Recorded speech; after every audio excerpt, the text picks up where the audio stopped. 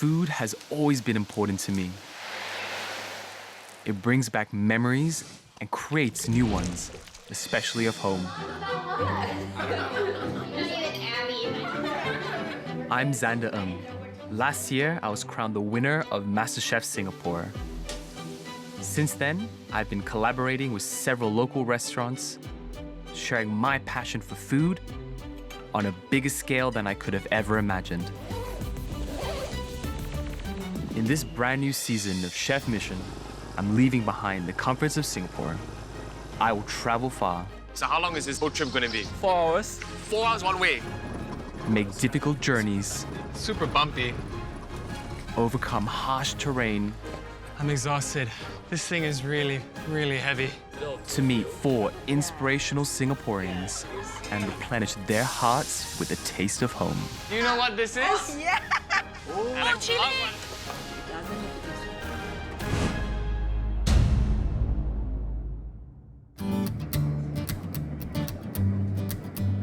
I'm on my final leg of my journey to Wales,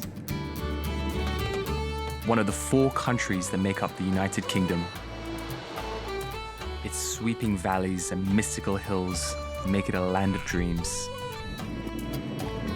This is the farthest that I've traveled on this trip, 11,000 kilometers from sunny Singapore. But my final destination is Newport, the 3rd largest city in Wales, and once its largest coal exporting port. It's cold. It's pretty cold. And it has very unusual signs. They're very long, the signs, a lot longer than they are in English. I don't know what they all mean. It's a bit confusing. Wales is a Celtic nation with its own language, culture, and government. But in the past 20 years, Wales has seen a huge jump in its migrant population.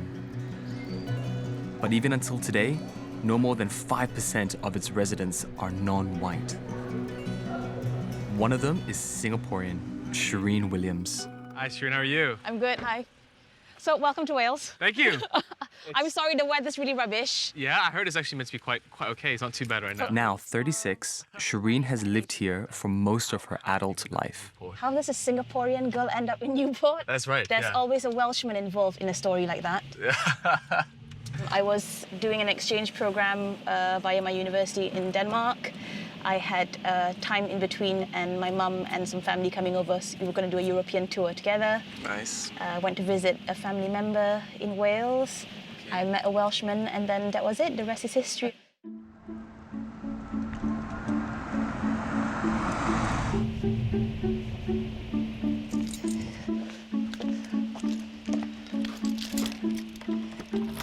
Hello. Nice to meet you. Hi, I'm Zander. So when I met Omar, husband, I was quite shocked. You know, I didn't think that he was going to be a white Welshman. And then he was, you know, sporting a very solid beard as well.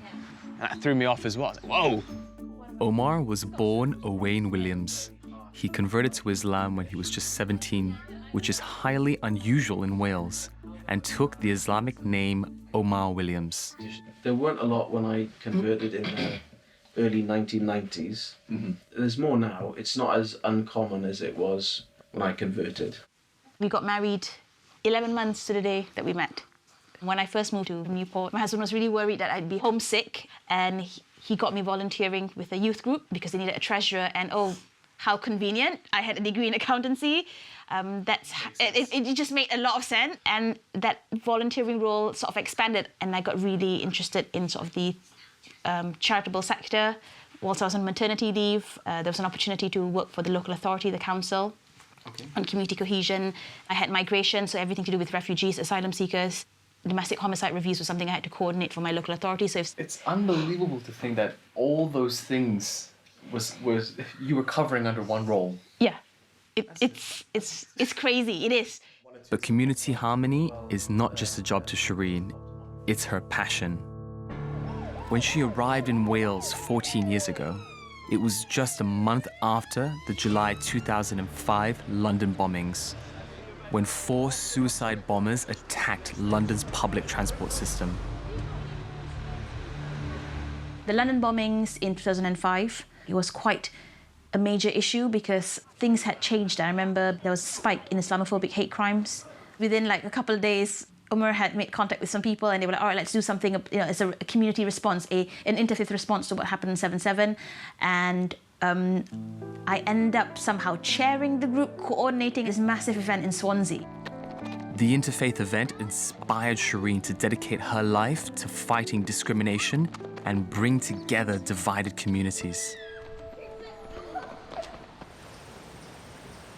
And since you've arrived here, has the nature of hate crimes changed at all? In the past few years, we've seen a rise in the level of violence in it. Arson in mosques. People are willing to burn buildings down, run their cars or their vehicles at people who they believe don't belong here. Yeah. And how about with verbal abuse? Has that sort of increased as well? It increased. It'll be like, things like, swearing, telling you to go back to where you've come from, or if, let's say we're having a private conversation, maybe we're speaking Singlish to each other.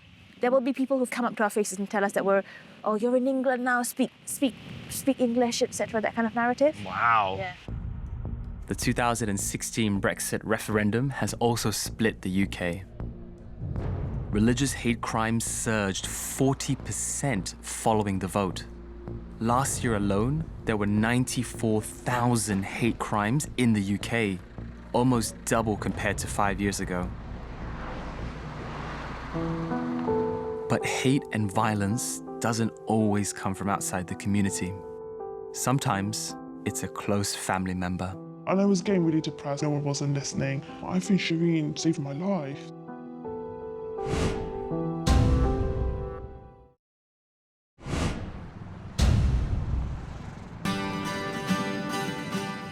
I've traveled halfway across the world to Wales to meet Singaporean Shereen Williams.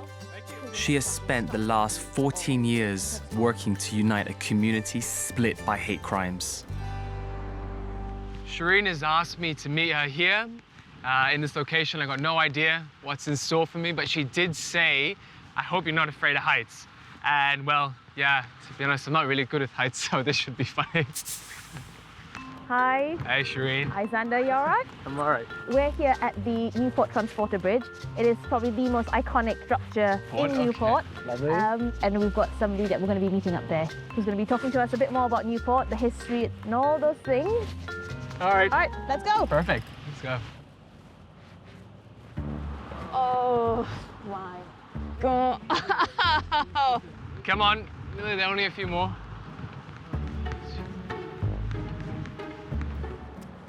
So, as we say in Welsh, croeso I Gasnewydd.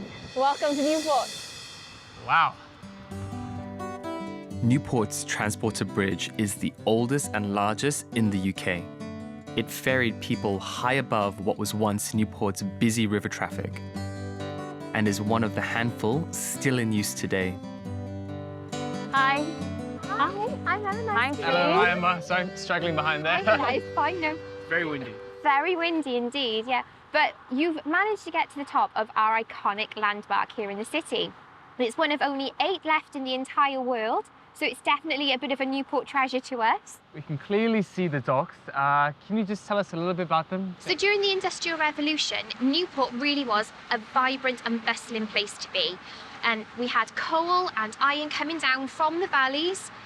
Newport Docks were like the second largest docks in the country. The rise of the steelworks then sort of rejuvenated the city.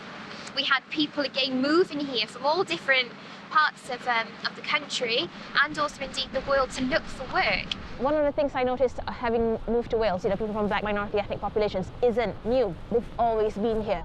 But when several recessions and the oil crisis triggered a steel crisis in the 1970s and 80s, the steelworks began to close, and Newport lost its place as an industrial powerhouse. Today, 2 years after the Brexit vote, unemployment has risen to 4.5%, even as the national average falls to its lowest levels in decades. And hundreds of shops in the city have closed in just the last 6 months. It has been quite challenging with cuts to the public sector, services being cut. As industry left, people lost their jobs, their income, and what happens then? It's human nature to find somebody else to blame, and it's always very easy to blame people who don't look indigenous to the land. It's not unique to Wales, it happens right across the UK. Do you feel that your work now is even more important and that you keep fighting the fight? I think definitely, and it needs to be done not just by people who are paid to do it, Yes. It needs to be done by people who live here. As a Singaporean, you've been brought up with this narrative of good citizenship, and you hold yourself to standards which other people don't get held to. Sure. And it gets exhausting sometimes. Yeah. But, you know, this is my home. My kids are going to grow up here, and there's a part of me that feels quite responsible that if I don't do anything, what if everybody decides not to do anything, the divisions are just going to get worse. But sometimes, the cracks come from within the home itself. For the last few years, Shereen has been volunteering at a charity called the Henna Foundation, an organization helping vulnerable Muslim women and families. One of them was Mariam. Her name and voice has been changed to protect her identity.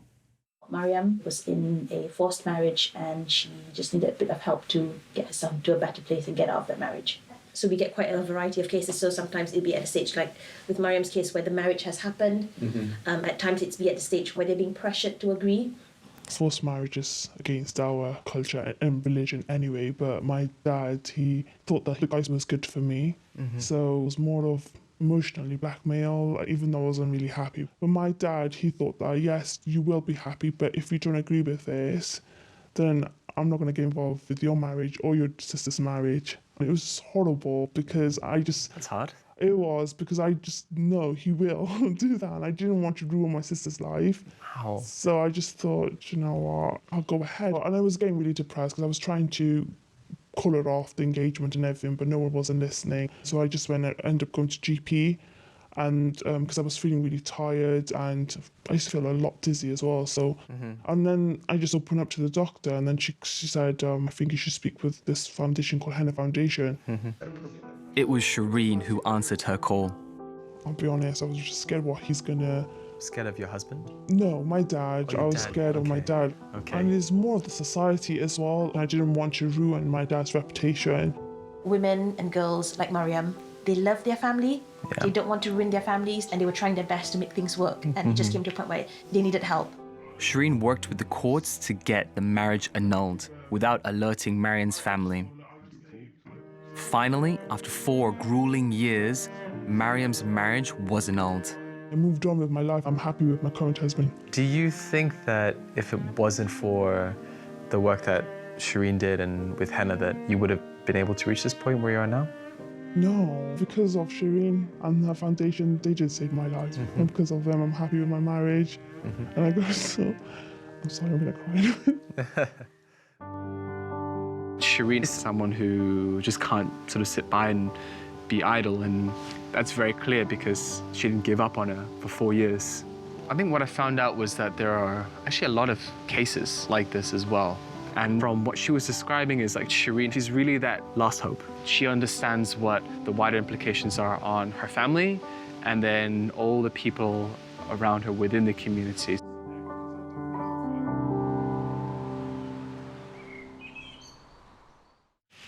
Shereen, what is this?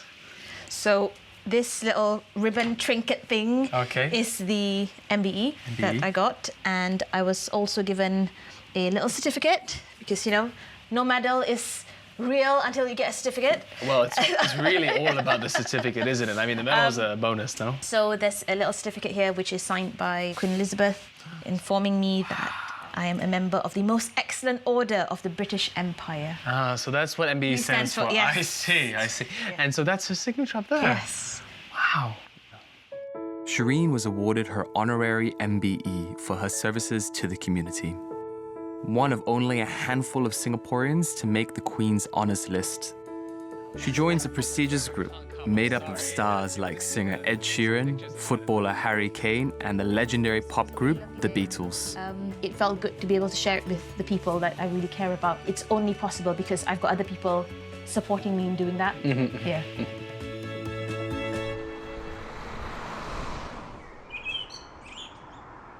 Tonight, Shereen and her husband Omar have invited me to join them at a weekly interfaith meeting. Shereen, Welcome to the rectory. We're at an old clergy house in the Welsh Hills. Christians and Muslims are meeting here to talk, not about their differences, but what makes them the same. For me, what's so lovely about us meeting together, we eat together and we get to know one another, and I've met your children and we've laughed together a lot. To be Muslim doesn't mean that I have to agree with everything another Muslim says. I can now, well, I always sort of had my own mind, but I can now, really? I can now have my own opinion.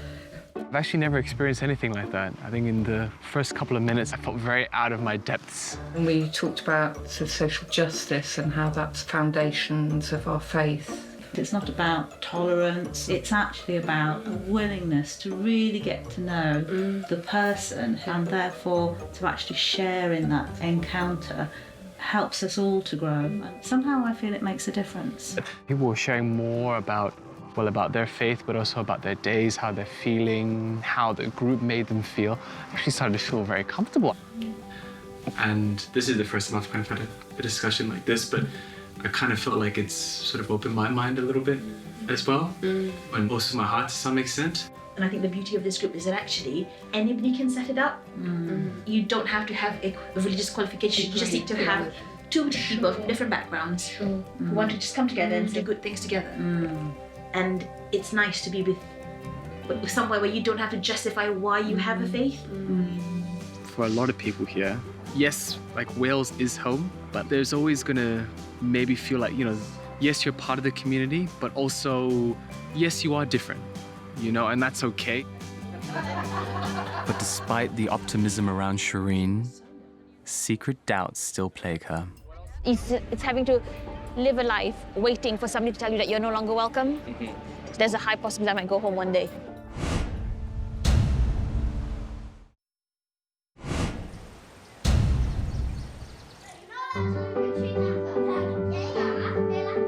Should we try and be nicer to people in Ramadan? Yes. Singaporean Shereen Williams works with the migrant community in Newport as part of the local council. She also volunteers as a teacher at an Islamic school near her home. Do we stop being nice because Ramadan's over? No. We continue to be nice? Good. Please remember that. Her work to improve community cohesion in an increasingly divided community in Wales has earned her a royal medal.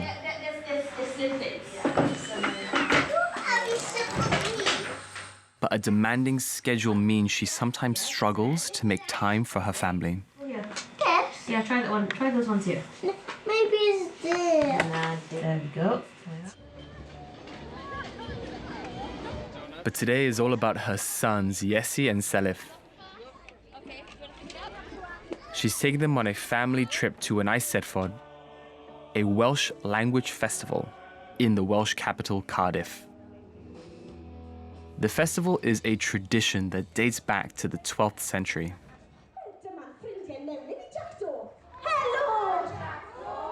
Everywhere I go, everyone is speaking Welsh. So how important is it to you to speak Welsh and also for your kids to speak Welsh? We speak English in the home and bits of Welsh, and I throw in bits of Malay, but I've had a bilingual upbringing. I wanted them to have something that rooted them to this country, and it's part of their identity. Being Welsh, it's not just about supporting the football team, etc. It's about who you are. One of my favourite words in Welsh is hiraeth, which is this feeling of longing for home. So, like as an overseas Singaporean, you can say, "Oh, the hiraeth is strong." You know, I'm really feeling it. Okay. It's not one collective word. Do you miss home all the time, or are you a little bit better now? When I first moved, it was really hard. Okay. I think about, on Eid, every Hari Raya, it'd be like waterworks in the morning because I'd miss home and things like that. Sometimes you walk through places and you smell certain smells. Usually it's fried garlic. For some reason, you use that fried garlic in Malay cooking and onions and in Singaporean cooking, and you just go, oh, I wish I could eat so-and-so right now. Do you ever think about moving back? If you'd asked me this question maybe 5-6 years ago, I would have said no, it's 99%, it's highly unlikely. The change since the referendum and things like that, it does give me a feeling of insecurity. Being here. Being here, it's having to live a life waiting for somebody to tell you that you're no longer welcome. So for me, it's the fact that I am living with the possibility that there's a high possibility I might go home one day.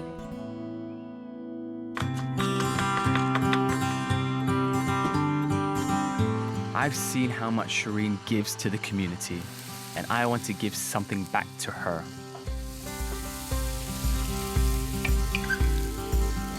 It's the Muslim holy month of Ramadan. So tonight, I want to surprise her with a special meal to remind her of home.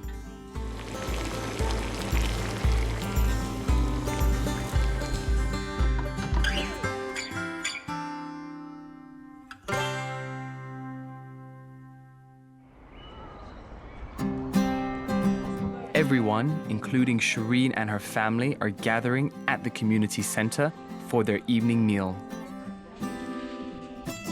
I'm putting the finishing touches to my dish, and I can't wait for everyone to try it. So when I walked in with the food, I saw there was a lot of people waiting, families, family friends. I mean, it was a shock to the senses. There were so many different people. Like, just the diversity in that room in that moment was unbelievable. And I thought it was really special because we don't really have these kind of gatherings very often.